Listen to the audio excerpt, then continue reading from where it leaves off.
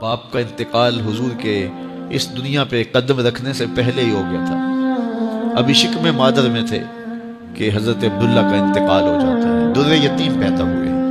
6 سال کی عمر میں ابوا کے مقام پر ریت کے ٹیلے آئے تو وہاں سیدہ آمنہ کی طبیعت خراب ہو گئی، اور پھر لمحے بھی زندگی کی آخری ہے۔ سیدہ آمنہ نے محسوس کر لیا کہ یہ میری آخری سانسیں ہیں۔ سیدہ پاک نے حضور کے سر پہ ہاتھ رکھا اور روتے ہوئے کہا کہ بیٹا، ہر نئی چیز نے پرانا ہو جانا ہے، ہر باقی نے فنا ہو جانا ہے۔ میں بھی جا رہی ہوں، وَذِكْرَ باق وَوَلَدْتُ طُهْرًا، لیکن میرا ذکر نہیں مٹے گا، اس لیے کہ تیرے جیسا ستھرا بیٹا چھوڑ کے جا رہی ہوں۔ یہ آخری لفظ تھے سیدہ پاک کے کہ سیدہ آمنہ سلام اللہ علیہا کا انتقال ہو گیا۔ خیر، حضور ماں سے لپٹ گئے، امی آپ آگے بولتی نہیں ہیں، لیکن خاموش ہو گیا تھا چمن بولتا۔ حضور نے وہیں پھر اپنی ماں کی تدفین کی۔ تدفین کے بعد ام ایمن کے ساتھ سواری پر بیٹھ جاتے ہیں اور چمٹ جاتے ہیں ام ایمن کے ساتھ، اور وہ جا کے حضرت عبد المطلب کے سپرد کر دیتی ہے۔ تو حضرت عبد المطلب حضور کو آغوش میں لے کے بڑا روئے، اور ام ایمن سے کہا کہ میرے اس بیٹے کا تم نے خاص خیال رکھنا ہے۔ اور پھر انہوں نے اتنا خیال رکھا کہ میرے حضور فرمایا کرتے تھے، ام ایمن میری ماں کے بعد میری ماں ہے۔ 2 سال کے بعد حضرت عبد المطلب کا بھی انتقال ہو گیا۔ ابن حشام کے یہ لفظ سینہ چیرتے ہیں کہ جب امیر قریش کا جنازہ اٹھا تو سارا مکہ جنازے کے لیے امڑ آیا، لیکن لوگوں نے 8 سال کے ایک بچے کو دیکھا جو دیواروں سے لپٹ لپٹ کے رو رہا تھا۔ آج یہ سہارا بچھڑ گیا تھا۔ پھر چچا کی کفالت میں آئے۔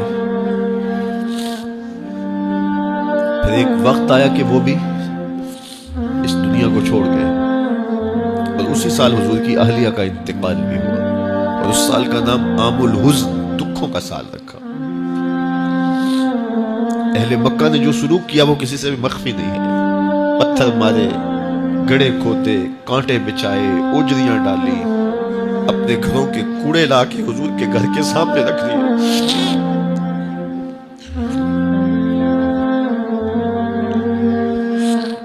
یہ کس چیز کی سزا دے رہے تھے میرے حضور کو؟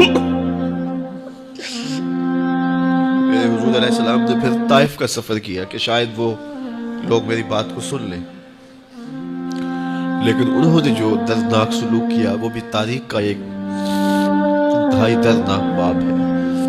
انہوں نے اوباشوں کے ہاتھوں میں پتھر دیے، اور جس راستے میں میرے حضور نے گزرنا تھا ان کو اس راستے پہ کھڑا کر دیا اور کہا ان پہ سگ زنی کر، اور وہ آقا کریم پہ پتھر مارتے، حضور کے پاؤں پہ پتھر مارتے۔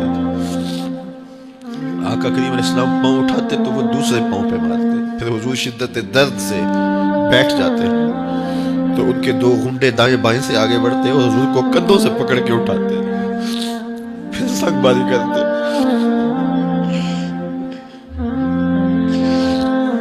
دالین حضور کے خون سے بھر گئے۔ عذاب کے فرشتے حضور کے پاس آئے کہ اگر آپ